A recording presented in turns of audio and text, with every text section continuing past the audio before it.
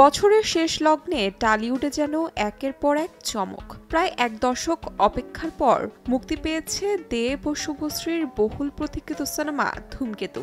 সেই উত্তেজনা কাটেনি এখনো, এরই মাঝে ফের ধামাকা। দীর্ঘদিনের দূরত্ব ভুলে হঠাৎ ভক্তদের চমকে দিলেন শুভশ্রী গাঙ্গুলি ও মিমি চক্রবর্তী। সম্প্রতি একটি রিল ভিডিও সোশ্যাল মিডিয়ায় শেয়ার করেন শুভশ্রী। সেখানে মজার ছলে তাকে বলতে শোনা যায়, বলিউডে দীপিকা থাকলে আমাদের আছে মিমি।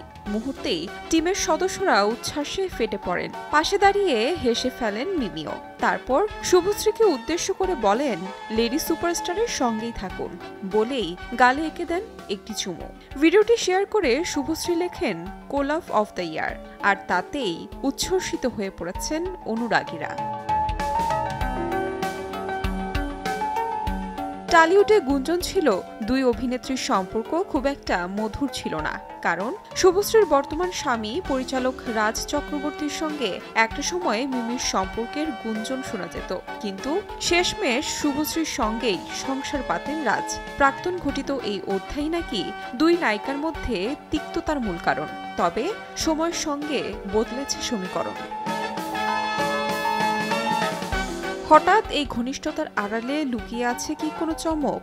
এমন প্রশ্নই এখন ঘুরপাক খাচ্ছে ভক্তদের হৃদয়ে।